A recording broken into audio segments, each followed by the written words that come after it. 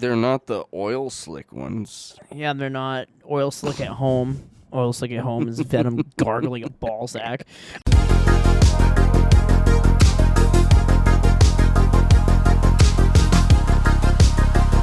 you guys talking about that magic shit?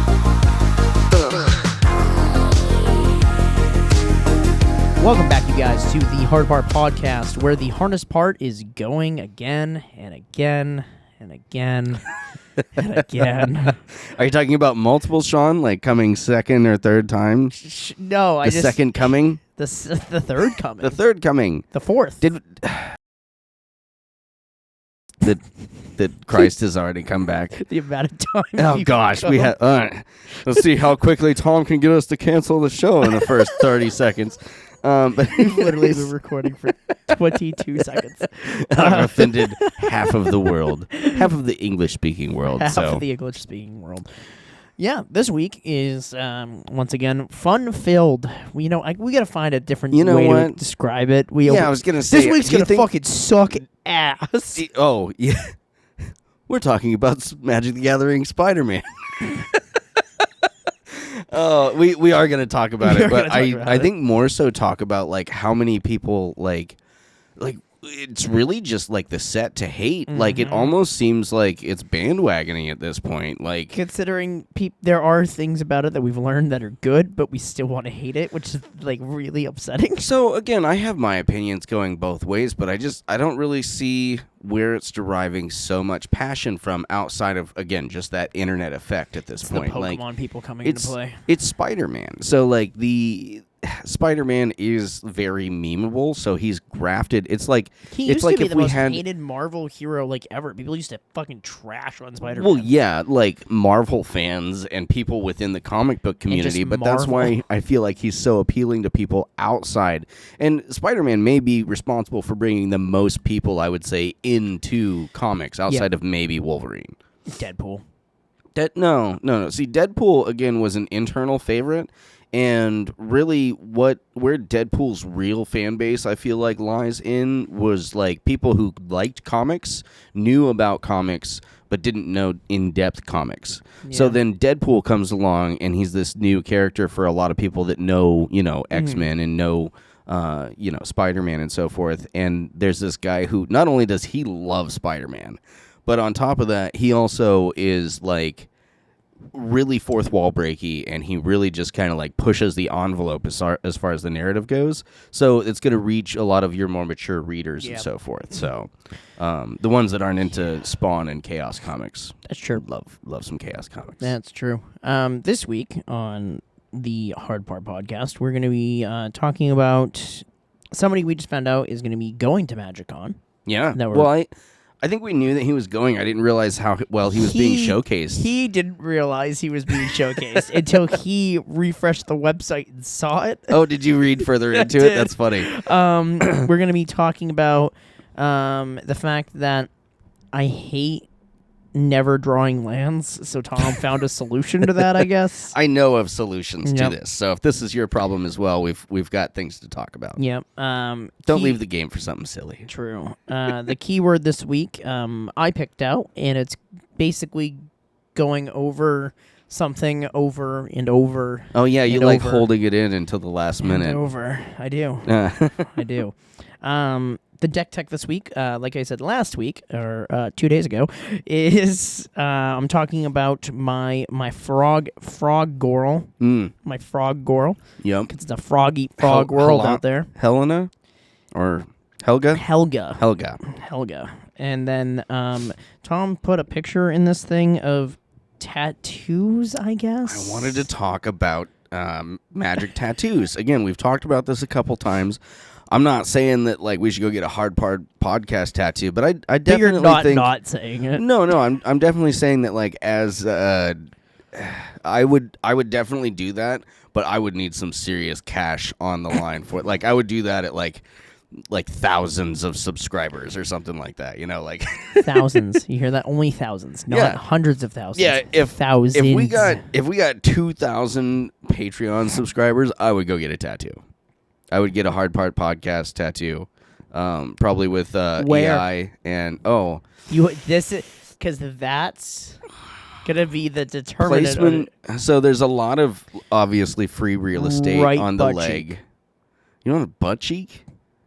I don't know. That seems like something reserved for like things that I don't like or whatnot. Like, so a picture of the IRS yeah, on your butt yeah. If you cheek. put IRS on, that sounds like it's funny, dude. I saw this really cool. I'll save that for later because it's more tattoo related stuff. But I don't want to just start the.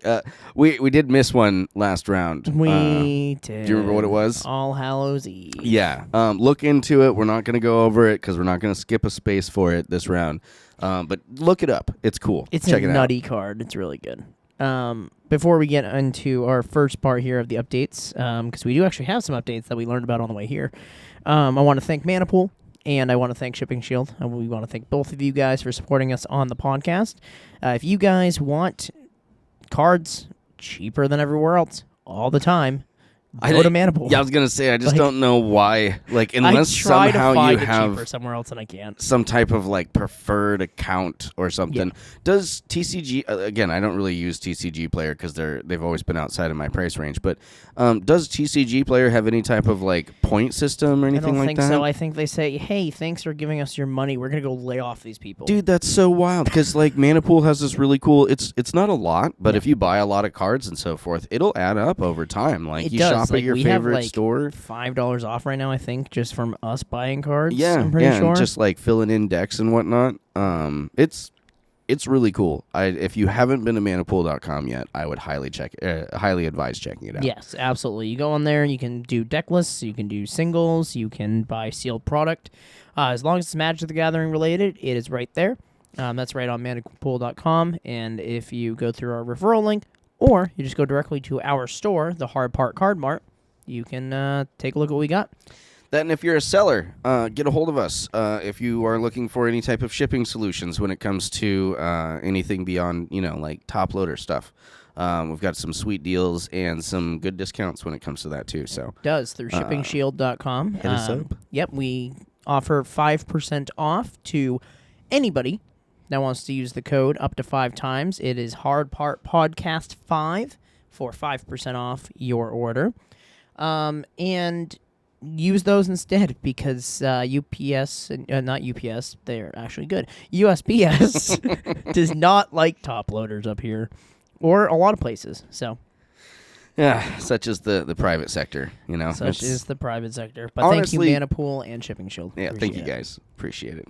Honestly, I think that it's less about the United States Post Office directly and more about how they don't really have a great way of like incentivizing people to stay long term, which it's you need top tier workers for something like that. I worked for a PD&C, which is like their fulfillment location where all you the made stuff comes in. minimum wage. Made $18 an hour, and they forced you to work 5 12s. That's like insane. Not Well, four, I mean, not 4 12s, 5 12s. that's some Amazon level stuff right there. But really bad. it just blows my mind that the entry level, like in most other states, if you want to work at the post office, like you have to go through and you have to take an aptitude test. Yep. And if you do not pass that aptitude test, you Yep. can't get the job. And then after you're in there, you make $18 an hour to do all the really hard labor, and then you can look up, and there's a bunch of people sitting in stools just pushing a button, and they make $37 an hour. Those ones were in the military.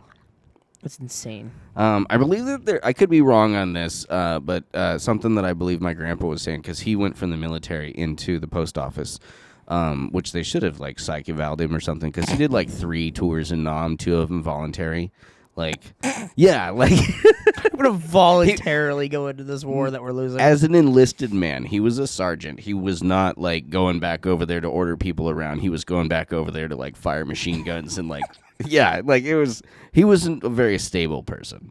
But then he went on to work at the post office, and I'm pretty sure that he said something about they carried over his tenure from the military directly into the post office.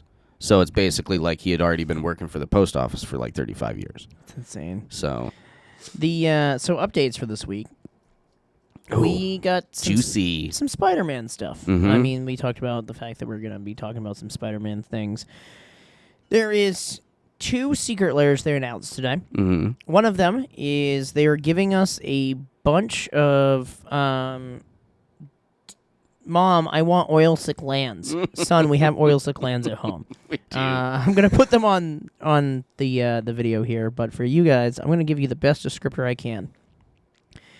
Have you ever looked at a magic card and went, man, I really wish they would make the mana symbol as obnoxiously big as possible. Stick it right in the middle of the card. Make it look like it's being eaten by a blob of black goo, and then dump a bunch of oil on it from your car. That's what you got. So I almost feel like it looks more like Venom was gonna say something or like bite somebody, and then they like shoved an orb into his mouth. Like the just blue one, he's like trying to like grab it. The red one, he's definitely just eating it. Yeah. The black one, he's just eating it. The white one, he's like blocking a swear word. See, the red one almost looks a little sexual. Look at the green one. Oh yeah, that's fair. Oof. Yeah, that's He's doing the somebody's thing. gonna put a hole in that card. And they're going to face. Fuck Venom. Yeah. No, not Venom. And then we're also getting a secret layer of a bunch of new cards. Not new cards, but reprints of old cards, because we like to reprint cards that are worth absolutely no value, but we somehow really want to do this. Did they redo Spider Pig, or was that already in something? No. I saw a new Spider Pig art. He's just in the normal thing. Fun card, Spider Pig. So we got 5, I think it's 5 cards, 6 cards. So we're getting a reprint of Damnation, which is just really big Venom. Okay. We're getting Dark Ritual, which is pretty sweet. I mean, it looks good. Mm-hmm. But it's another dark. Oh, it's just a bunch of Venom. It's all Venom. Okay. Every secret layer for this is Venom. So they're like, we're not going to put Venom in it. They know their market at least. Like Tendrils of Agony. That one. Oh, that's flavorful right there. Oh, did we break that itty bitty spider? Is what the flavor text is. Surgical Extraction, which is him getting sound buzzed. Yep. And then Peer into the Abyss. Not which the is, bells. Yeah, which is Peer into the Abyss, which is just anything's a flashlight if you're brave enough. Yeah. Oof. Is what that is. Yep. The flavor texts are okay. I mean, the Damnation one is the hunger consumed Venom, and Venom in turn consumed the city. Dark Ritual is we are one, the one called Venom, and Venom wants to play.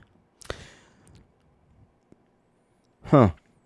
Surgical Extraction is I have a good one that I'm going to reference later that has something similar. great. And then Peer into the Abyss is his grin is ghastly, made all the more so by a thick drool of satisfaction, which is the one that looks like the fleshlight. Yeah. And then they did the black and white versions of all the cards, the exact same art, nothing different. They just they just did, hey, it's the end of February. Let's remove the color.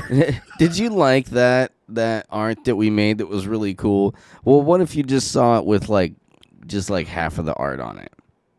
It is literally just the outlines. they didn't even reshade anything. They just went Control Alt Delete colors. And there's a huge thing that you could do there, actual shading and so forth. There's a whole, anybody who knows anything about art is going to know that if those are shaded, that wasn't just a filter that was applied or something. Yep. That was some work that was put into it, and they hit the didn't care. They hit the filter button and called it a day. I'm trying to find it because when I was scrolling down to this, I saw a power creep photo. Here we go. Yeah. Same death draw effect, but Venom's got flash.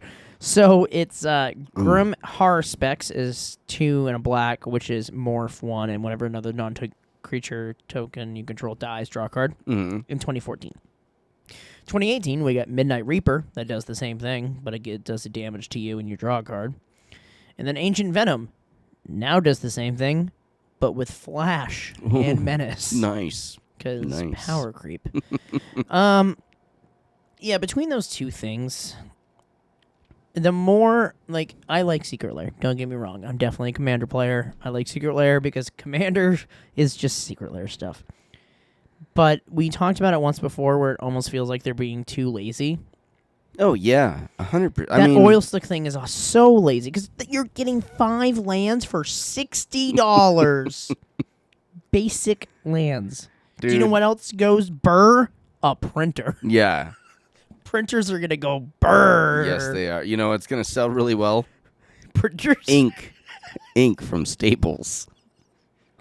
Put your money on ink from Staples, everyone. Yeah, because I really feel like Secret Lairs. It's never been for me. Even when I was like in my prime of like spending adult money on Magic on a personal, not business level, but when it was just a hobby, I never would have spent that kind of money on something. Like $20 was my limit for a single card, and there's several of these that are like, oh, you want to pay $20 for a basic land? It's like, you know, again, that's where I've always been kind of more in supporting the local artists of like, you know, I've had some friends that I'll give them a 20 spot to like draw a cool thing on it or something like that. But anything more than that, like it's really, you know, I need some clout. I need something behind it to actually put that work into it or that kind of money. I almost want to put Sarah to the test and be like, hey, here's these oil slick lands that Secret Lair just released. Here's 5 basic lands. Do it better.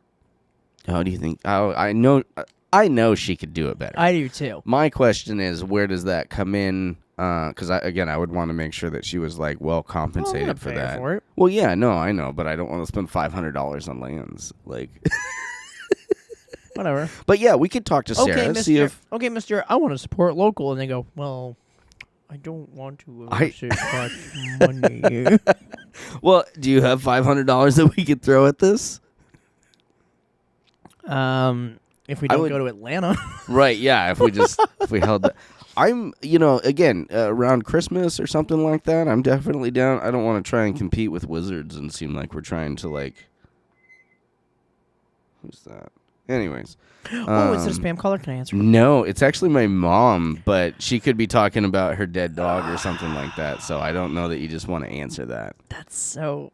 Oh, that's so tempting either way. No, I'll talk to her later. Trust me. If it was my brother or Jim or something like that, I'd be like. Every time you talk about your mom, I always think your mom's dead. Hey, no, I don't know why. So to be fair, in the least cool way that I can, I have 2 moms, because I was adopted by my great aunt and uncle, and so my biological mom is the one that's still around because she was like 16 when she had me. And she's, you know, she's cool. She does her own thing. Yeah. She moved out to Oregon with us, and that was kind of, you know, it was a good time and everything. But she's got her own path, and I've been trying to, like, we'll talk to you on the holidays and so forth. Like, we've kind of grown apart from each other, and I love you. But, like, I pointed out that fact to her. I was like, you know, our family, if we're going to die, it's usually at the hands of someone else in our family. So if we just space out each other, we'll survive longer. Like... Go across the country and you'll survive. Yeah, exactly. Yep. But no. Do you have any updates from this week, other than the Spider-Man stuff? Is no. there any weird updates do you have? Because I think it's just the Spider-Man stuff. I guess technically an update. It's that the first topic is we're Kmart Magic the Gathering people, right? And by that I mean, like, you have, like...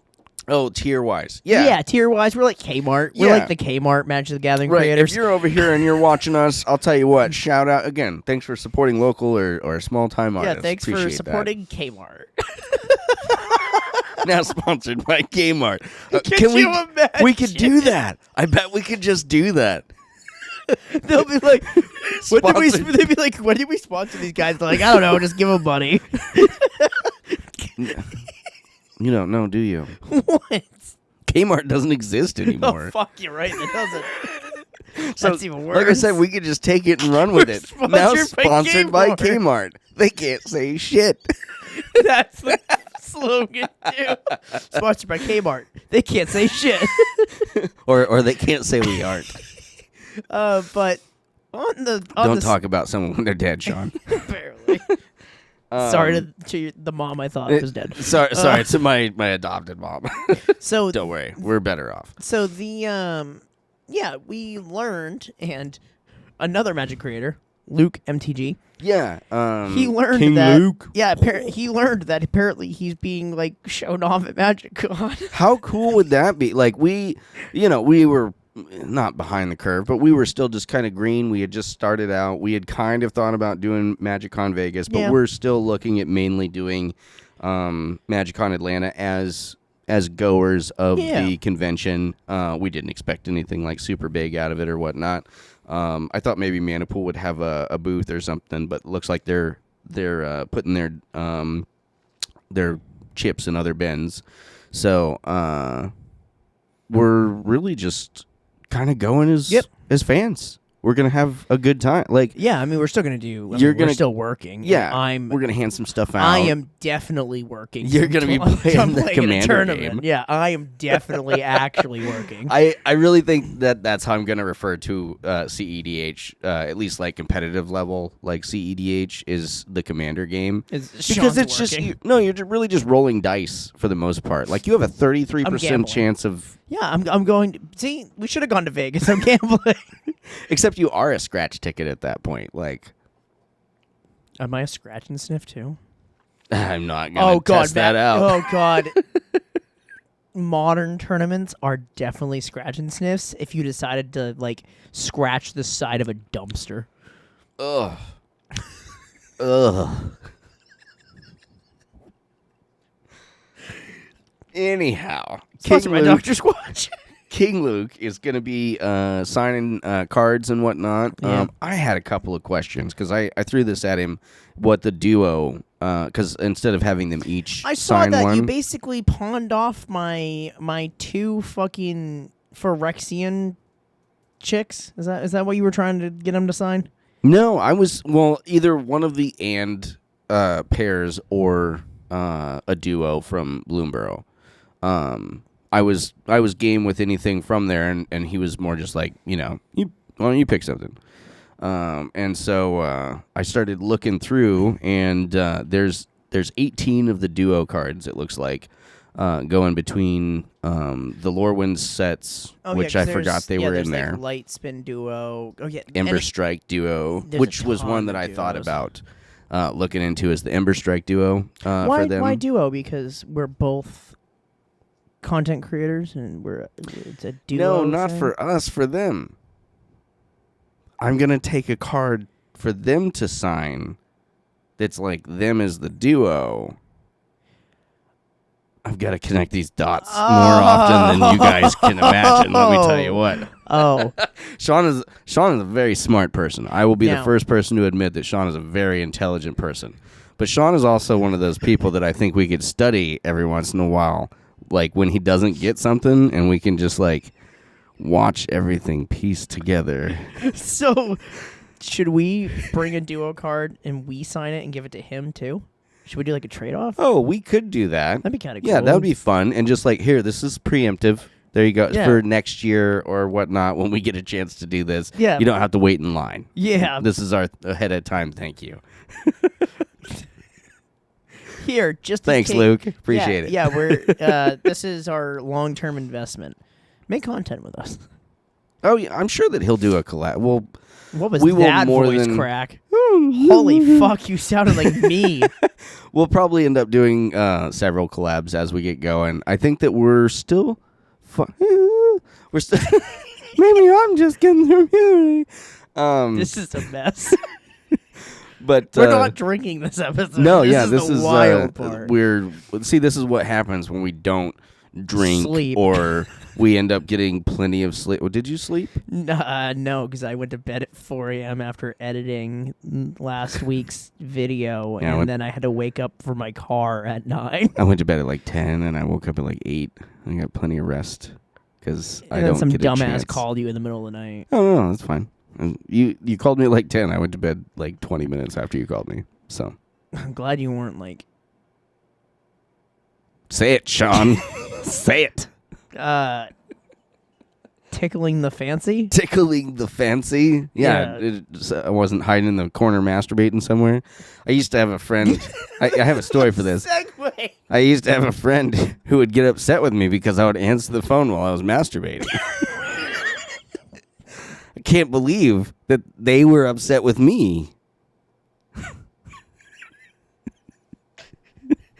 I think what they were really upset with was that I would tell them what I was doing. I'm really sorry, Luke, that this is in the middle of your segment. Really. This is the highest rated part of the segment. But anyways, yeah, so we'll pick some duos and we'll see if we can decide something to give it off. We definitely Maybe have some like foil ones and stuff. Oh, too. nice. We That's definitely do. pretty rad. But yeah, I had a few that I was gonna look in and kind of see which one would kind of fit better. Yeah. I really want to make sure that we hit. There's no L on the thing, but I always pronounce it Squirrel Nate. Okay, so yeah, the other fellow that's joining him. Oh yeah. Squire Nate. Yep. Huh? Look at me. Way to go, dyslexia. He doesn't have anything. I'm sitting here wondering like if this kid is always making like squirrel decks and like really sticks to the squirrel affinities and so forth. And here he is. He's not even a knight yet. You need to fucking go night is what you need to do. Holy shit. I know. But yeah, so we're really excited to see Luke there, especially because like we make fun of the fact that we're not as like known creators and things like that, but we're still creators, right? On the lowest level, but it's stuff to aspire to. I mean, it's not like Ben Bateman's been doing this shit for 10 years, right? So we've got a ways to go there. Yeah. Luke is very new still. Like, I think he's relatively new. I mean, technically a year that I've been watching him, that's still pretty old. Right? I'm really big in the content creation world. That's very old still. I'm not very big on TikTok, so I don't really know anything. I see most of his stuff on like Facebook, I think. I see like his Facebook reels most often for... You know who is big on TikTok? Shawn's mom. People really like Shawn's mom on TikTok. Did you know that? The fact that one of the most viewed videos we have on TikTok is the moment when I start with... By far. My mom. Like, I hate that, dude. Next time should I be like, my mommy? Like... See, whoa. That's a different person, Shawn. Hi, sweetheart. How are you, Rye? Love you. Oh, that's so funny. I'm going to segue on now. Because we'll move on. to King Luke, excited for you. Excited to see you. Very excited to see you. This is the next part. Yep, this is the next part. So, the key word this week, because we were talking about it at the very beginning of going over and over and over. I've noticed how we don't talk about the keyword at the beginning. Like, we talk about it, but we don't say the keyword. I don't. Yeah, I feel like that's a change from earlier. It is. It's because I like people to have to fucking wait. What is it? Exactly, right? Intriguing. Or if you are really that lazy, you can skip to 29 minutes and you'll be able to see it. Sequoia. There we go. See, we are talking about Cascade today. Mostly because it ties into the deck tech that I made. And Cascade's fun. Do you want me to read out what Cascade does while you look up where it came from? Yeah, we'll do that this time. Go right ahead. What does Cascade do? This is the reminder text here. We have, when you cast this spell, exile cards from the top of your library until you exile a non-land card that costs less. You may cast it without paying its mana cost. An important caveat. Put the exiled cards on the bottom in a random order, multiple instances of Cascade, each trigger separately. Nice. So, Cascade is like he said, it's a triggered ability. It first came out in Alara Reborn. Oh, yeah, that makes sense. Is that, we had like Bloodbraid Elf and yes. Violent Outburst? Yep, okay. Yep, exactly. And it was last used in Bloomborough Commander. So, relatively, it's still very, like... Really? It was still a Commander. Yeah. Commander, they have some area but they it was can work still with. used in Commander, right? Mm-hmm. So that's pretty close. Bloomborough is like very, very close. So Cascade Originally, the minimum cost of Cascade was locked at 3 mana to force deck building concessions, as it was believed that a deck without cheap interaction would not be threatening even if they could consistently cast a particularly low mana card every game. Okay. This ended up being a major oversight due to the time spiral cycle of zero-cost sorceries, whose effects were powerful enough to be game plan in themselves. I am so surprised. This is part of what gets me about VV. Is not so much like what is it? I think Death Vapors or something like that has 0-cost ability and so forth. Anytime that something is printed with 0 cost on it, whether it's a mana cost, whether it's an ability cost, or anything like that, it's going to be a problem somewhere. There's going to be a way to break the crap out of it. Yeah. The so originally, because it was introduced in the multicolored only set Alara Reborn, Cascade was printed exclusively on multicolored cards until Modern Horizons. Do you know what card was the first non-multicolor? Theros of Chaos. Huh. Yep. Unstable had 1 multicolored Cascader. Okay. Also red in a variant of Garbage Elemental. More multicolored spells with Cascade followed in Commander Legends, which featured the first colorless spells with Cascade, Maelstrom Colossus, and Ingenuity Engine. Modern Horizons 2 brought the first 2-mana spell that could have Cascade in it, Bloodbraid Maudrer. And then 2 cards in Warhammer 40k had it as well. And probably the most famous of all Cascade cards in existence, the First Sliver. Oh, that's not the most famous one. I say the most famous one's the Apex Devastator, Just but the that's one just that me. I didn't fucking know about until, hours ago. Oh, it's so I think that's so good. That's one of the beautiful things about Magic, though, is when you said that you were going to build the frog deck, I expected some big creatures. I did not expect Cascade. I figured maybe we'd go frogs into dragons or frogs. I read him and went, oh, he's a 10/10 for 10. That's pretty good for it. And then I read the fact that it says, quote, Cascade, Cascade, Cascade, Cascade. I was like, all right, well, I'm playing that card, and I think we're building around Cascade. Yeah, because the thing is, for Cascades, because the First Sliver says that all slivers have Cascades, so the cost of the Cascade will change every sliver you cast. However, this one, everything in the Cascade under 10 is free. Everything under 10 is free. Which is crazy. And it's important to notice that the First Sliver, most people don't put him in there for the all slivers gain Cascade.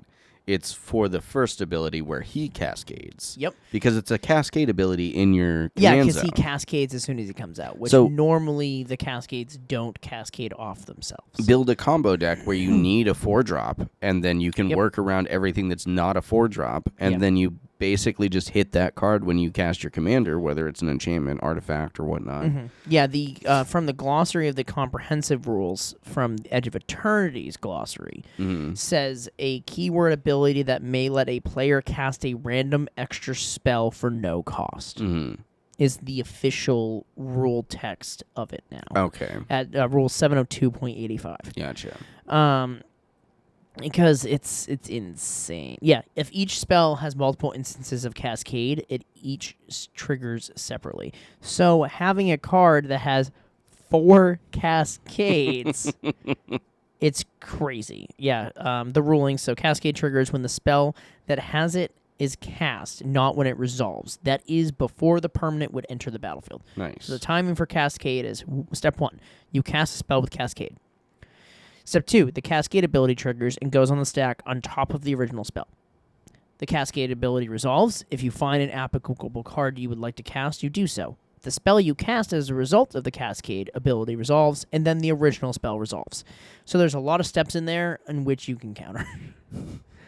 However, a lot of people don't realize that, so they just let the Cascade shit go off and go, well, I can't do anything about it. You can. There's a lot of triggers there that go off in between. Well, yeah, but a lot of people don't really pack for trigger speed or trigger specific stuff. It's a lot of counter target spell. Yeah, there is a ton of things like grant Cascade as well, not just have it. Mm-hmm.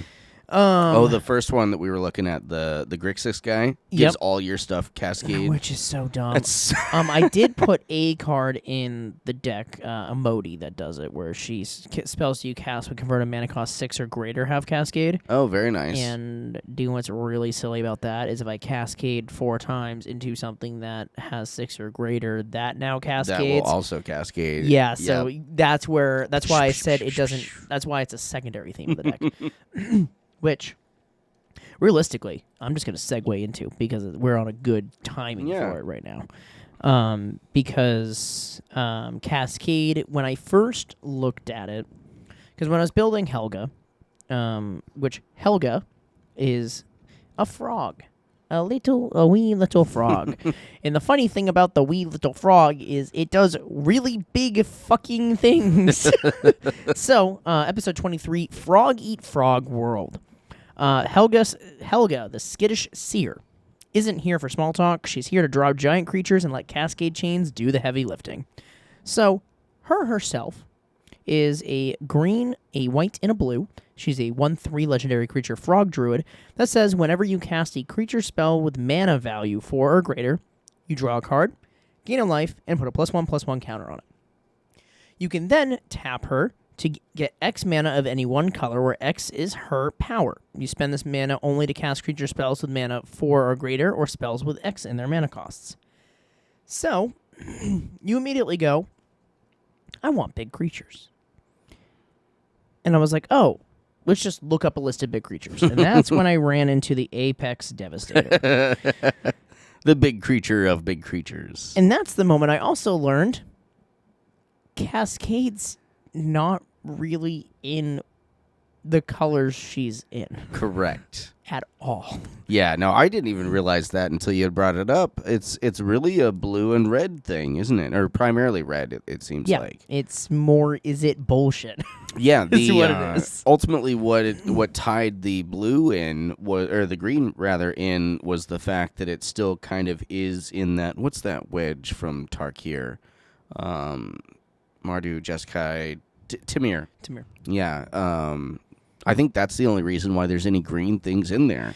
Is Tamir was like, hey, we also like, you know who likes casting big stupid spells over and over again? Green does. It does. Let us have it, please.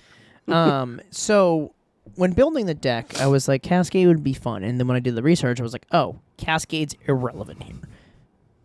But there was a way to make it work, which is that creature I just brought up, where she can give things. Gives everything else. It gives things Cascade. Mm-hmm. Then you've got a few Cascade creatures in there. I have the Annoyed Allosaur, which is a great name for a card. Which is a 7-cost 6/5, so that immediately goes into Helga's ability. I just again from like an actual perspective, like you summon in, like were you actually trying to summon in a regular Allosaur and it gets there and it's like, oh my god, another wizard duel. You know what? I don't want to fight this. Is there another dinosaur?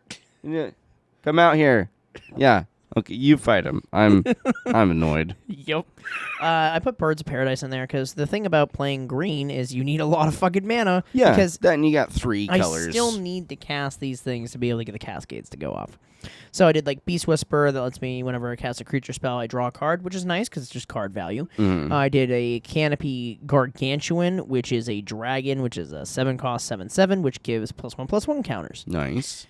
And when I saw that, I went, wait, there is another theme to this deck.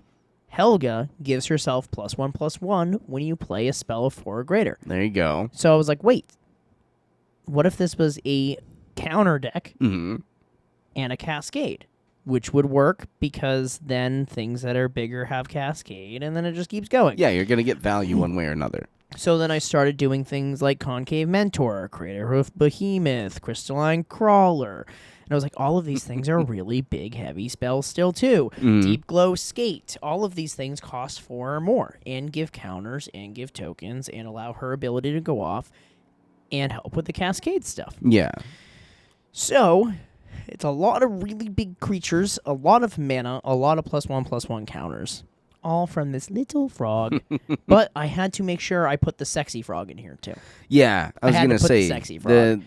Sab Sunin, the Luxa embodied. What is she? She's like indestructible? Yep. I've thought about making Reach, her. trample, indestructible. She can't attack or block unless it has an even number of counters on it. Mm-hmm. At the beginning of your first main phase, you put a +1/+1 counter on her. Then if it has an odd number of counters on it, you draw 2 cards. So, you're doing a lot of that. Oh yeah, I also put Sweet Gum Recluse in here because it has Cascade as a spider. I saw which that. Is fucking weird. Yeah. Hey, anything that cascades, that's value. And then I put Captured Sunlight, which is a spell that has Cascade. Yep. Oh, white? White and green. Okay, It is interesting. 2, a white and a green, which hits her ability. No, it doesn't. Not a creature. But it does the Cascade stuff. I'm sorry, what was the card called again? Captured Sunlight. It gives you... Are you hacking photosynthesis? Frog. Then I did Explore, Kodoma's Reach, Rampant Growth, ways to get more mana. Board wipes, I did Wrath of God and Farewell. Okay. And Farewell makes sense and here. Supreme Verdict. Sorry. Like I said, you're not worried about not scaring people. Nope. There you What are you doing with your deck? I run Apex Devastator. Oh, okay. Okay. Gotcha. Save the counterspell for that kid. Yep. And then I put normal blue things like counterspells. I didn't put a Rhystic Study, so be very proud of me. Yep. I also didn't put Sphere of Safety or any sort of bubble forwarding stuff because I'm in those colors. That would be rude. Not only that. So rude. I'm bubble fording even though I have 12, 12, 12s. Yep. Don't attack me. Yep. Like, I wouldn't attack you if I could. And then I put silly things too, like Pongify. It's just stupid. Pongify's dumb. Pongify is so fun. Yep. Bioshift, which is an instant that lets you move any number of +1/+1 counters from target creature to another target creature Which of can the be same very controller. handy. Which can be very... Yeah, because if someone goes, I'm going to go kill that thing. In response, I'm going to cast Bioshift as an instant to move all these counters. And that's a really weird card, too. I ran into that in some bulk the other day. Like, in a vacuum, it does nothing. Wait, we have it this?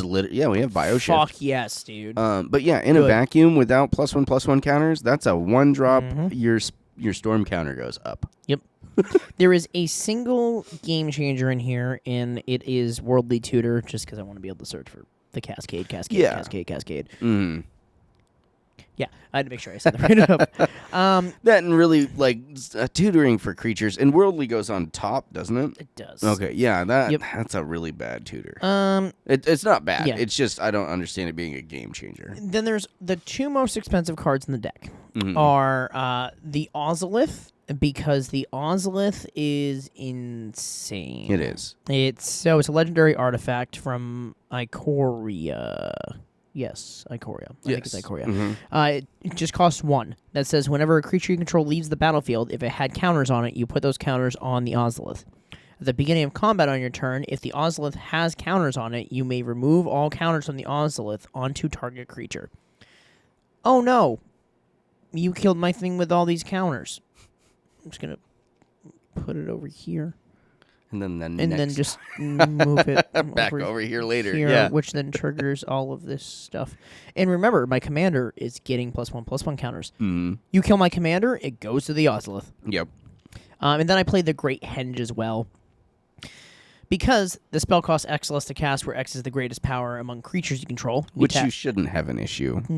Nope. You pap it, and you can add 2 green, and you gain 2 life. But whenever a non-token creature enters the battlefield under your control, you put a +1/+1 counter on it and draw a card. So it kind of fills into itself. Enchantments are kind of just more +1/+1 counter stuff. That's what the enchantments are in this deck. It's almost all green except for land tax and Simic Ascendancy, which is +1 counters, and land. Hardened Scales? Hardened Scales is in here. Yep. Okay. Yep, cool. +1/+1 counters. It's a great card, but it's also extremely overpowered, so I understand not running it. Like, it is. It's very strong. you turn 1 Hardened Scales, and you're going to get some looks I also at the put table. a Primal Vigor in here, though, too. So it's like there's a lot of really big green support cards. See, and that's fun. What's your... what is that? Not Naya. Look at us traveling the multiverse with our shards. Bant. You're running some Bant colors there. And it's nice to go Bant, but then still big creature Bant. Once you go Bant, you can never go back. That nobody says that. So, this deck is directly up on our Mox field. You can buy the deck for only $448. Hey, that's not bad. Not bad. If you were to buy it on, let's go Card Kingdom first, it's $608.86, so it's $200 more. How much of that's mana base are we talking there? There is a little bit of expensive. Yeah. Mana. So That's the one that I always like. Oh, I'll just throw this in there, and then the two heavy hitters in this deck are those two artifacts. They're both like $40 to $50 a piece. Yeah, the Ozolith. Everything else, like even Fabled Passages, there's like Flooded Strand, Hushwood Verge, which is not a lot. Basically, I have Winthrop Heath. I have the fetch lands. Okay. But you can remove those, put basic lands, and then drop yourself like $30. But it is already $200 cheaper on Manapool that way. Nice. If you go to TCG Player, TCG Player is sitting at $845. Damn. $400 more. That's what I mean. Like, and that's not. I guarantee you, if you take that over there and you fill that out, I bet it'll be closer to like $1,200 to $1,300 because of shipping and because I did choose some like different artworks and stuff too. And if you do just base artworks as cheap as possible, you can get this thing down to probably like $200. Mm-hmm. Like, I have a lot of these pieces. There's a lot of pieces I still need because they're rares and stuff. But I will get there eventually. Yeah. But it's a deck that I wanted to build because we opened her up from our mystery box. That and Apex Devastator's not running that much. How much are we looking at Apex over on the pool? Apex is, let's go look. Buy on Manapool. $2.99. Look at that. That's a solid card right there. Yep. And that's just the normal one. The full art one, however, is $18 because it got rid of all of the extra flavor text. And I mean, look at that full art. You know, I do really appreciate the fact that Wizards has, again, printed so many different variants because it does allow a lot of opportunity for those of us just looking to play the game. Like, I'm actually mad at this card. Oh, really? I'm mad at it now. Why? It has Cascade 4 times. There's 5 heads. Oh, that's rough. Well, one of them is the creature, I suppose. They're all the creature. Well, I think the creature is supposed to represent you getting 5 heads. Wish I was getting 5 heads. I'm kidding. It was there. What would 2 of them be doing, Shawn? Sucking your inner thigh? Gosh, do you have any idea?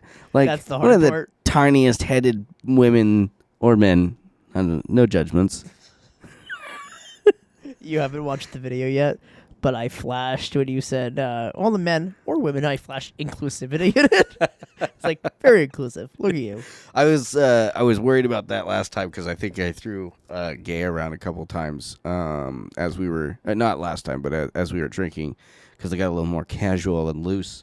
But I think that's part of the problem. Is my biggest counter to that was like, oh, if you think that I'm homophobic, just take me out to a gay bar. Like I'll drink anywhere, anytime. Shit. Like, right? But that's the deck tech. You can buy it directly through, if you're on Moxfield, you can actually click it to go over to Manapool, or you can copy the deck list, import it using our link, give us a little bit of kickback, and tell us how you like the deck. Yeah. All of our old decks are also up on the Moxfield, so if you want to look at any of our past decks, we have a folder for all of the deck techs. Progressively more of the older ones. I'm working to getting them moved up. Yep. But takes time.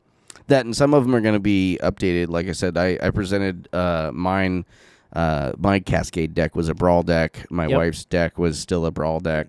And both of those have been upgraded to full-on Commander decks at this point. We're not a Commander channel per se, but we do lean heavy into casual play, which is where Commander happens a lot. We will eventually.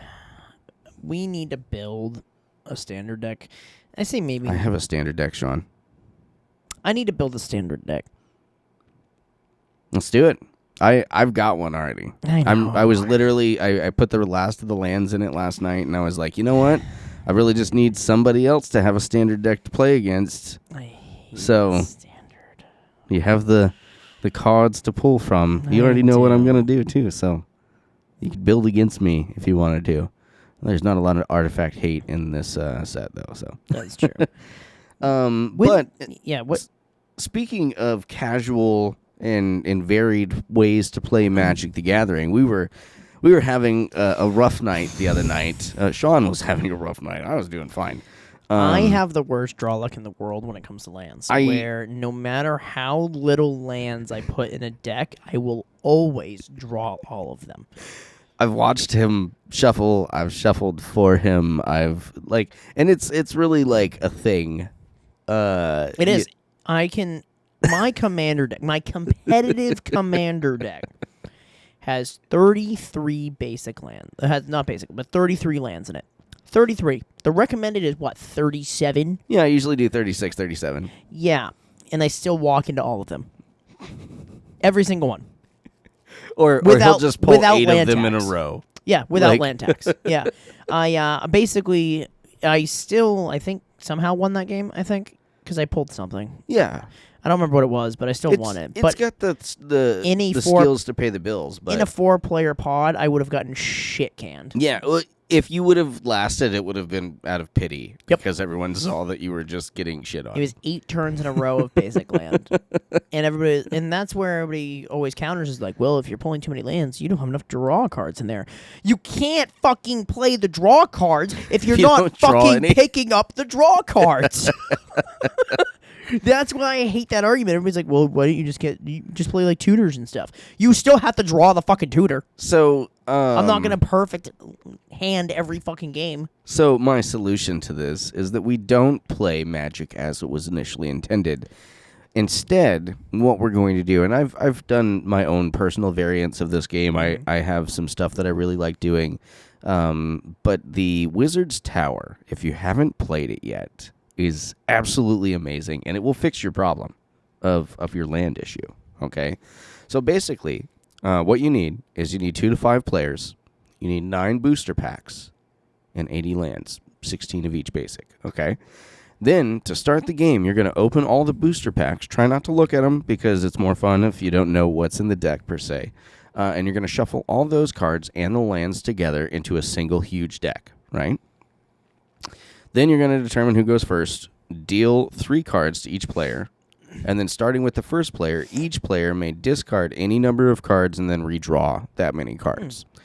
So basically you get like a full round of like pitch and whatnot. You throw those on the bottom in a random order, and then you start the game from there. But before you start the game, you put the top 7 cards of the deck face up in the middle of the table, and the deck becomes the library that's shared by all players.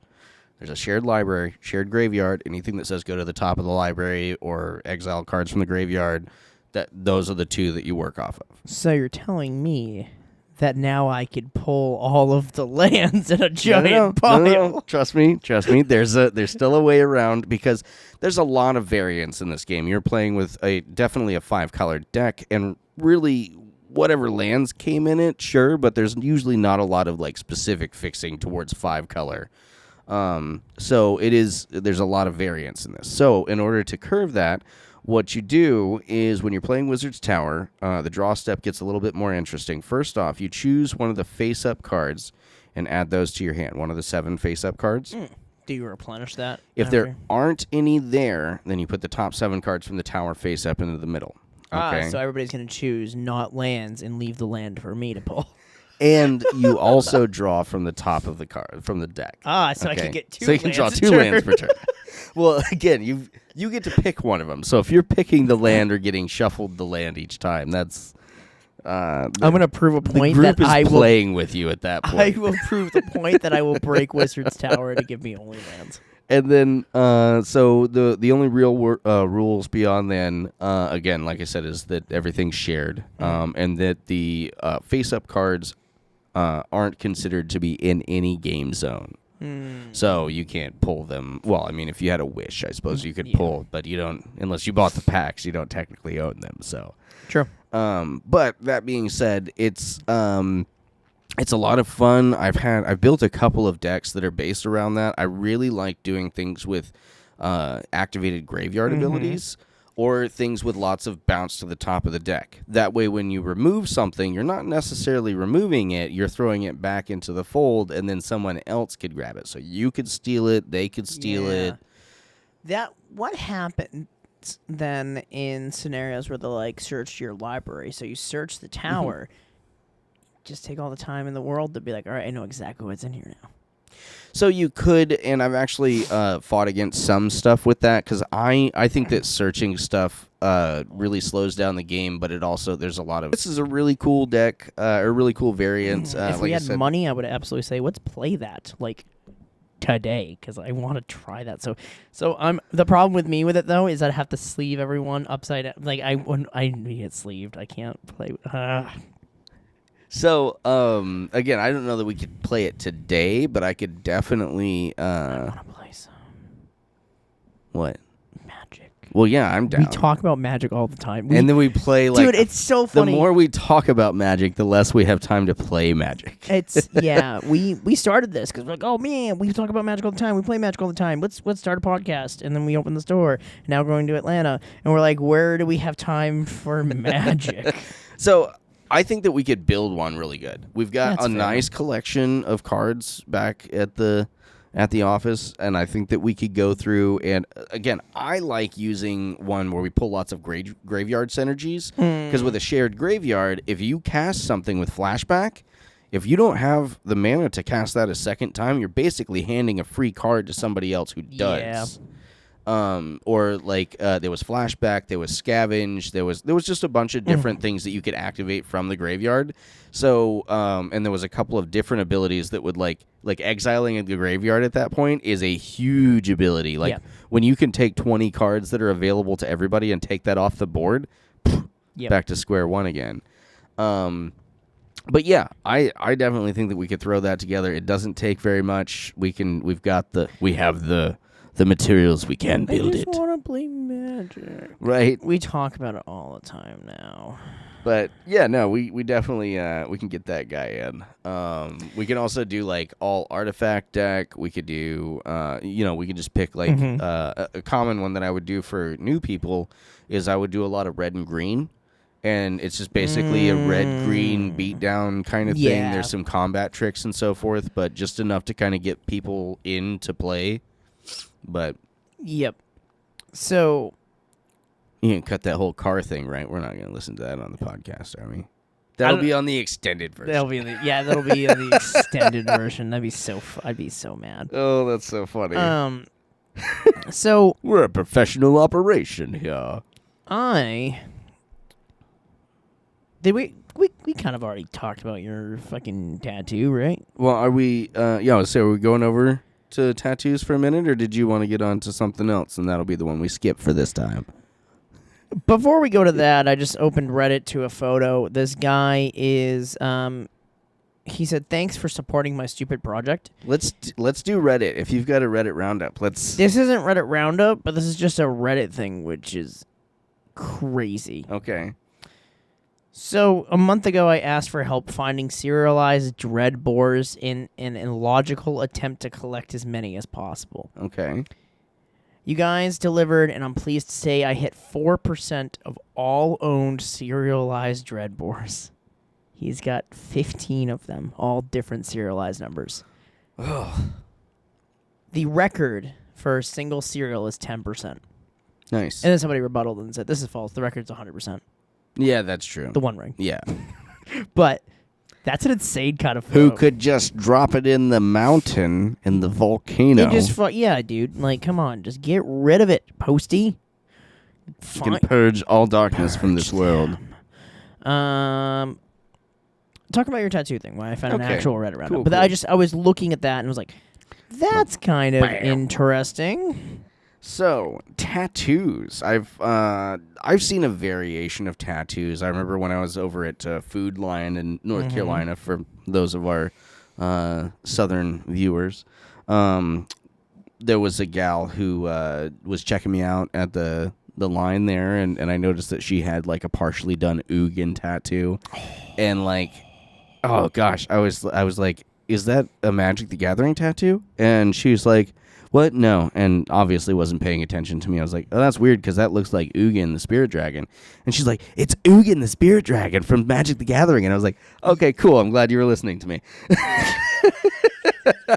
But then, no, she was like all like geeked out on it and Just had a thought you great were time. some creepy old man. Yeah, trying is to that just a fucking- dragon Oh, tattoo with the? is that a dragon tattoo? How about I dragon these nuts on your face? You know, the first time I heard that was from a hot girl.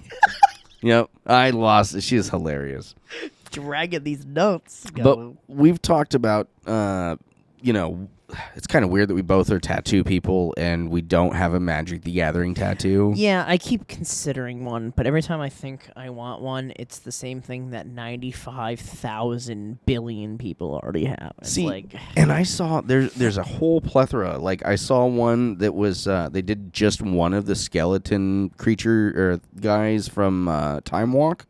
So it looks like just like a plain tattoo, but if you know Magic, it's like, oh, there's that. There was the Ugin gal. There's I have a magic tattoo. I have Ragost on my chest. Get it like Mexican woman style, like in the middle of your chest there, just Terrible face, and you say it. It looks just like my aunt. My aunt. Aunt. Welcome to 2024, where we've got 2025, where we've got uncons. No, I'm just kidding. They've been here the entire time. Sister brothers. It's Pat. It's Pat. And but yeah, there's a variety of great Magic the Gathering tattoos out there that I've seen. All kinds of fun stuff. You know which one I always feel like is very fitting For what? A magic tattoo? for a Magic tattoo? Any basic mana symbol? Anything Phyrexian. You've got Dude, like getting a Phyrexian tattoo. I see so many Phyrexian symbols on. That's like It the just number one seems- thing. It seems so on flavor. Every guy who gets one is like, oh yeah, the Phyrexians are the best thing in the world. Yeah, I you also mean- probably hit women. That's not true. I know more than a couple people with a Phyrexian tattoo who are, well, I mean, I don't want to vouch for them personally, but they're pretty stand-up guys. They're pretty all right, okay? And I think that it's a great merriment between, like that bio and tech. Like, it kind of makes sense. You would assume that most Phyrexians on their fleshy bits have, like, a tattoo somewhere, right? Just seems to make sense. Like an oil tattoo. Every time I think Phyrexian, I think of Jingataxius. Really? Yeah. Hmm. Like, when I think Phyrexian, I think that. Or Elish Norn, who is just fucking armor. She's the worst. I hate her. You're the worst. What do you I mean? hate you. No, she's the reason why Phyrexius sucks and lost. She's the mother of machines. No, she's not. She stole that. Karn was the father of machines, and then she was like, oh, that sounds like a good title. I'll tie you up in my basement and steal it. That's what happened. Read the story. I guarantee you. Yeah. Yeah, and then Urbrask is like, I'm the unlawful stepfather, and I don't really want to be here. I want to go work my other job because nobody here is cool. Meanwhile, Sheila, that's the real, like, she's the invested aunt. She's the one who's actually, like, taking care of things and building things and, hanging out with kids. making everybody hate her as a person. She had a very lively run in Standard. I think she's out now. I think that was all out with the old. Yeah, but in Commander, people look at her and So beautiful. want to smack you if you play her. Any variant of her too. The most the Apocalypse I think is my favorite, but like I think that maybe that's what I should get is like Shield or the Apocalypse on my back. I still think that the Phyrexian tattoo is the white male equivalent of getting a forest on your calf. A forest? Like a forest band, like a band with a bunch of trees. I mean, you know what? You should go to Portland, Oregon, because I think you just described like a third All of the of male them? population. Just like Phyrexian tattoo, Phyrexian like circle tattoo, and then like I mean, I'm no better. I'm from Maine, and I have a lobster tattoo. But mine was more ironic than anything. Mine wasn't because I live in Maine. Mine's because I'm deathly allergic to shellfish, and I would have done it anywhere in the country. we see the irony. Do you? Or, like, let's just get a bunch of roses in our arms. The stereotypical white girl tattoo. Well, I mean, there's a way to do a bunch of roses on your arms and make it look like manly and cool, So- right? If you think the Phyrexian symbol is not the obvious white guy tattoo. What is that in Magic? If you were to get any Magic tattoo, what would be the you're that guy tattoo? That would be a green mana symbol? No, the blue one. If you have a blue and mana white symbol on your or an Azorius, how do you do that? That doesn't. A Rakdos tattoo is natural. It's like a Phyrexian tattoo. It just seems like if you're going to join the Rakdos, you either get a Rakdos tattoo or a Rakdos brand. Those are the two options. Mm-hmm. And the Rakdos tattoo is going to be with like a 10 gauge needle, or branded on you. It's some guy back there with like a shark tooth and some just like. And he's smoking over your body as he's doing it. That needs a little bit. Make sure to wrap this when you're done. That needs a little bit more, and just like shoves it into your tattoo to like burn. Like, he's like, I gotta cauterize that. It's bleeding a little too much. I gotta put my signature on this one. That's definitely Rakdos. So Rakdos tattoo for Shawn, hard part tattoo for Tom. I will not get it. I would get Selesnya. If I was gonna get a tattoo, it would be Selesnya. I'm sorry. That's the one. Because Azorius people can't get tattoos. They get temporary tattoos. Like the water on temporary ones that you get at like a kid's birthday party, and your kid forces you to wear it, and they're like, "Daddy, you got to put this on." And you're like, "I don't really want to," and they're like, "But please, Dad." And they start crying. You're like, "All right, fine." I can't wear this. I have too much arm hair. Yeah, they force you to do it anyway, and the only place you can put it is like on your cheek because it's the place where there isn't hair, and then you're stuck with a unwashable, temporary, definitely not temporary tattoo for the next week. I don't know. My kids like talk me into like not shaving ever, stuff like that. They've never been like, please put on this temporary tattoo, Dad. I love you. I can see Melanie doing that. No. Really? Really? Yeah. No, she doesn't want to be at the fair in the first place. That's fair. That's fair. What other weird tattoos could you get that are just like? Because the thing is, the obvious things are like Phyrexian symbol, mana symbols. Yeah, I think maybe some card art, but like, what would be like? The card art's the best. What would be like the one that you're like, you know what? That makes sense. The Infinity symbol, right, would be kind of cool because you would only really know if you were a Magic player. Yes, it looks like you'd have 3 fucking nuts on your arm, but like... What do your testicles look like if that reminds you of 3 of them? What's going on there, Shawn? You should see a doctor if that resembles your testicles in any form. Specifically the swirls. Yeah. If you have swirls around your testicles, you should probably get them checked. So for Reddit Roundup this week, I found something that the fucking title is wild and it pulls me right in. So it's from r/EDH from user Wolvjavin. Titled, I will put money on you're not pronouncing that correctly. WOLVJAVIN. Wolvjavin. Wolfoven? War crimes are good, actually. That's the name of this article, is War crimes are good, actually. I'm going to stick with my pronunciation on that one, then.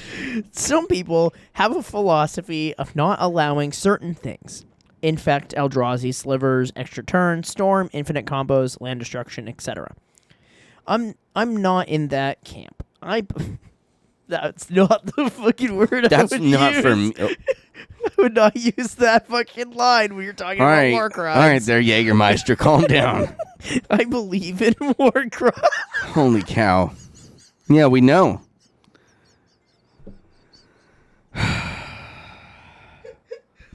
Watch, you're just going to start talking about board wipes. I just want to play a board wipe deck, especially if it kills...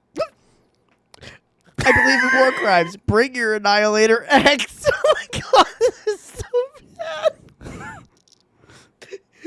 bad. Department of War. Come to me with Skittles and poison me to death. Bury me in sexy, slivery bodies. Take 20 turns. How the fuck did I read that without like stuttering? That was pretty good. That was pretty That's good. solid. But you have a relationship with these creatures that I'm a huge lover of the slivers. Big fan, long time. Doesn't Because here's Nope. the thing. Most war crime decks fold to two things.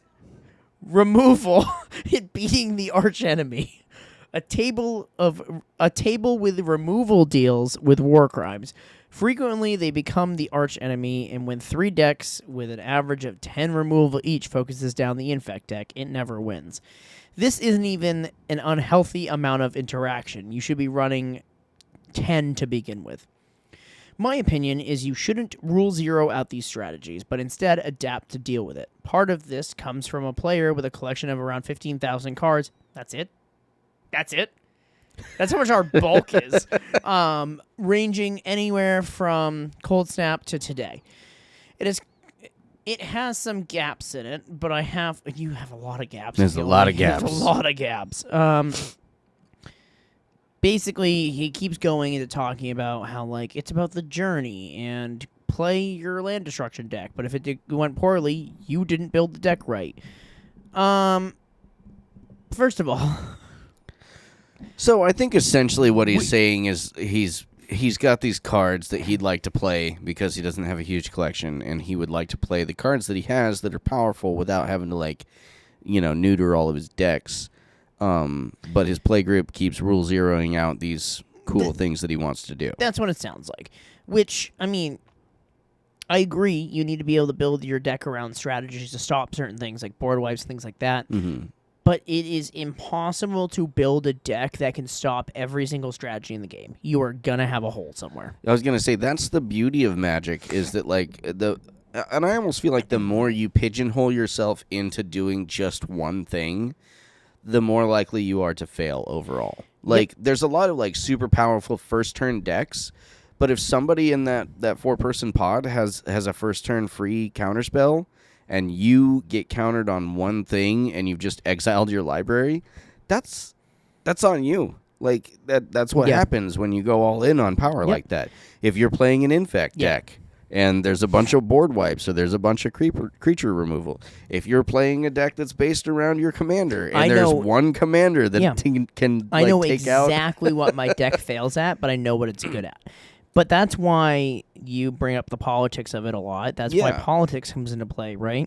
And that's also where if you see the deck on the table that is a counter to your deck, that is your first target. Mm-hmm. That thing needs to go out, whether you're doing it or you're getting the other players to do it. And honestly, if you have a deck that's going to win in a spectacular fashion, you need to make sure that everybody else that came out had fun, all right? And again, when it comes to the one that kind of spurred me was the infinite turns one. I don't mind you taking infinite turns, okay, if that's your win con. Yeah. All right? If you have infinite turns and you can't do anything outside of just being oh, I have infinite turns, everybody else is locked out, then it's a draw. And it's boring. That doesn't I make can any concede, but if you don't have the game, then you don't have the game. But yeah, outside of that, I really think that you're right. You should focus on just getting your pod up to par. I'm stomping you out with this, or I'm hitting you with Annihilator, but try running a couple edicts. Play the game on me. If I've got to sacrifice 3 creatures and I only have 2 giant Eldrazi, guess what? All my value's gone. Yeah. If there's the thing about, and I agree with them on that aspect of rule zeroing out certain strategies kind of removes the part of the game, which is strategy. Mm-hmm. I mean, if you want to start doing that, then just go play standard where there's 1 or 2 deck lists for the entire thing if you want to be that locked into. Get yourself a play set of VVs and Agatha's Soul Cauldrons. Is it? Or mono red. If you really want to do that and you don't want to have the variety, go play standard right now. Yeah. That's all standard is in this current standpoint. But Commander is full of that variety for a reason. Every game you play, unless you have a very specific deck that can only do one thing, is going to be a different game every time. Mm-hmm. Raghost has 6 different ways I can win depending on the order I do it, so it doesn't matter if one of my pieces gets removed. I still have the win condition. Well, unless it's your commander. Unless it's my commander. Which is fine. Again, that's a really easy way to go into a game with, hey guys, if you kill my commander over and over again, I'm doing nothing. Yep. Like, I'm just eating food at that point. Yeah. So it makes you very much not like the mainstay target from the get-go. Yeah, it's not like somebody walking in with like a cascading sliver or a... Yeah, like I've got a combo that I'm going to hit. Yeah. Turn 1. Yeah, if my combo piece is sitting in my command zone, I'm the target. Yeah. Yeah. Ragos isn't a combo piece, he's just a functionality piece. He pulls off some combo stuff, but again, he's very vulnerable. Yes. Like, oh, he dies to removal. mm-hmm. But like, You got to throw a robe on him. You got to throw the mithril code. Mhm. I got Twifflet boots, lightning greaves, anything Yeah. like that. But no, he's right. I don't like the wording of it, war crimes. But like, let people play the things they want to play in the group. Yeah, I think of war crimes in Magic the Gathering, and I think about, like, Yu-Gi-Oh! Like, do you remember I don't know if it was the first episode, but Yeah. Weevil Yep. is all like, oh, cool, let me see your neat deck. Throw it off the side of the boat. Yep. And then he's like, oh, no, you destroyed my cards. And I'm like, throw that kid off the side of... You've got Joey with you, and Yeah. Joey's not... He's, like, from Jersey or something like that. That kid's not going to just throw the Yeah, kid off the right. boat. Hey, BS. this is a main character who has spiky hair who is from America. He's the bad one here. Look, listen to the way he talks, there. He's always trying to start a fight, huh? Believe in the heart of the cards. Do it, Yug. How did he shorten Yug? Yug. Uh, No, it's play what you fucking want. Don't worry about whatever. If your group doesn't want to do that, then don't play with that group. yeah, I was gonna Every say one of expand- these stories turns into your play group sucks. Go somewhere else. Yeah, expand your play group a little bit. Like, find some other groups. You know, go to your LGS. Check out your.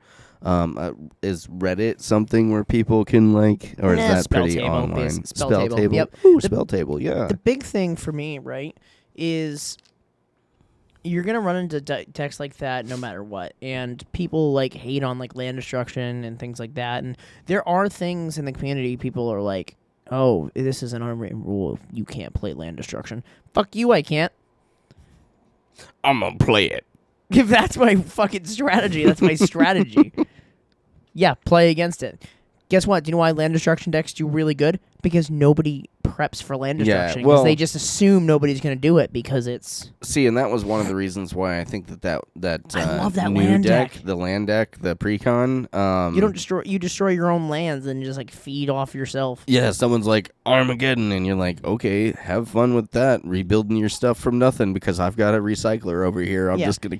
Oh no, you destroyed all my lands. I'm gonna play 7 this turn, and they get 7 more because I played 7, and then Oh, what's that? 7 lands were destroyed. Hold on a second. Let me put these counters on this creature that gets benefits from yeah, that. yeah, like land destruction. I know that's why I think that was my favorite deck I've seen released in precons in years. Yeah. Because it really put that point back in of land destruction shouldn't be seen as this you're an asshole for doing it. It is a gameplay strategy. It's no different than the annoyance of counter spells or Ristic Studies or bubble forwarding. Those are just as annoying. Just in a Honestly? different... I think bubble forwarding is more annoying than land destruction. It really is. Bubble forwarding is maybe something that I think isn't. It's not even really an archetype as much as it is like a sub theme in most Yeah. decks. But it's real cheap. Not only is it real cheap, but it's really- also like it shuts down a lot of stuff. Like mono red, for example, doesn't really have any enchantment removal. So if I've got to remove 3 enchantments or pay 6 before I attack you with anything. And The red's game's all about pretty attacking. well over. Yeah. Like that's I might be able to fire blast somebody for 'cause 16 or something. But Bubble forwarding removes token decks very easily. Mhm. But do you know what token decks can play to stop that? Enchantment removal. Yeah, I was gonna say token decks run that. That's a lot of Selesnian. Just remove the fucking enchantments. And that's where his point is there is a way around everything, but you can't prep for everything in a deck. I would love to try to make a deck that can counter every single type of weird thing. So I was actually kind of thinking about something like that, but it was less of a counter everything and more of an immortal deck. Like, I want to pack everything in it that says that I can't lose the game and you can't win the game. Can't always win. can't always win. I like that. Yeah. I like that. It's a can't always win. I feel like that's going to end up being kind of an Esper enchantment thing. So maybe a Zur type thing, but we'll look into it. We'll get something Platinum going. Angel, you play like things like that, and yeah. See, and I think copying, like, you play Platinum Angel, not Legendary, by the way, and then copy the shit out an of episode it. You need the 15, professor 20 of them. The reason I got can't always win is because there was an episode of the professor that they did that. Oh, okay. He made 3 copies of Platinum Angel, and everybody had one. And he's like, "All right, well, I'm not going to attack you because can't always win." Yeah. And it's just like that's what it is. You just make copies of Platinum Angels for everybody else's board and go. Make copies of Platinum Angel and then make copies of the Leveler. So they can't even respond to it. If you don't have anything in hand, now we're just locked into passing. That's what it's going to be. It's going to be the goal is to cast both of those cards and then to immediately copy both of them with what is that, Shattered Ego? Yeah, but here's the thing. Everybody says, "Oh, infinite loop decks that don't end the game are stupid and we're stuck in a loop forever." You can still concede. You know what's even funnier than that? You have to concede. Yeah, you this have isn't to an concede. infinite loop. This is We're just locked in the game at this point. That's so Yep, I fucked. love it. That's so fucking rude. Yep, we're gonna build that for next round. So I have a pair of, and that works well under the villain or the nightmarish thing. Everyone's trapped in the same nightmare. Trapped in the same day over and over again. Yeah, Groundhog Day. Thank you. I was trying to think of what the movie was, and I knew you'd know it because you look like an old guy who'd watch Groundhog Day unironically. You've probably seen a lot of Bill Murray movies in your life. That's Bill fucking Murray to you, okay? You didn't know him before Zombieland, so... I knew him before Ghostbusters. That's true. Oh, dude, that reminds me. Okay, so I have 2 things that I'm gonna jump the track here. We got a minute or 2 we can do this? Oh, yeah. Okay.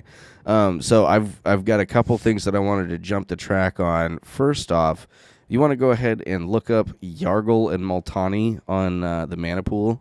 Mm-hmm. The Manapool. The Manapool. I want to start calling it the pool. I feel like, go to the pool. Go check out the pool. I feel like that's too close to fucking Deadpool. Why? The reason he named himself... Manapool, Deadpool. Holy fucking attack! Oh, yeah. Yeah, and did you see the cost on that guy? He's 6 for an 18/6 frog spirit elemental. But if you could, please, for the class, read the text of the card, which is an entire block of flavor text. And oh, is it flavorful. I've heard much about you from my daughter, Multani rumbled. There was a time when I'd balk? Yeah. I'd balk at your aid, Phantom, but she has shown me the merit in Urbog's strange ways. Ganesh replied Gurgle. I just pronounced that in my head like a Murloc. But yeah, no, I could just. This is so great because you've got Multani, who's like this seasoned like Earth's or what is he, like a Dryad spirit or something? And then he comes in and he's all like, "Oh yes, I would never normally work with you, but I see your ways and we can work together." And then he's just like,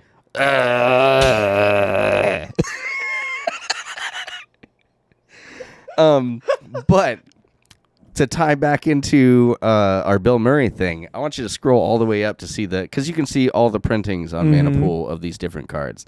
You want to tell me about that last printing there? Isn't that sexy? Is that not the sexiest crossover you have ever seen? It's like a double crossover. It's the Stay Puff Marshmallow Man and Slimer. Yes, it is. Yes, it is. And the flavor text of this one is, I tried to think of the most harmless thing, something I loved from my childhood, Stans mumbled. Something that could never, ever possibly destroy us, Mr. Stay Puff. Nice thinking, Ray, replied Vecmum. Great movie. Go watch Ghostbusters 2. That is a hilarious... Or is that the first one? That is... He's 70... That's the first one. The second one is... 72 cents. Isn't that great? That's so... The regular one is like $5. That's so They really tanky. hated that print. That's so tanky. Yeah, look at, like... You don't even really have to give that double strike. If you give that +3/+3, that's commander. Yeah, they just really damage. hit that print because $4.30 for the other one. What the fuck? Yeah, but the honest- cool one is 75 cents or something. 72 cents. You can get a foil for $1. Mm. That's a great looking card, too. That, and I'd be surprised if you didn't have that one. I'm pretty sure I you've don't got have it. this one. Really? Wow, that's wild. Yeah, I do really see. People really hated on the stained glass look in that set, and I liked a lot of the stained glass cards. Yeah, I was gonna say I didn't. Yeah, they're not bad. They're not the oil slick ones. Yeah, they're not oil slick at home. Oil slick at home is Venom gargling a ball sack.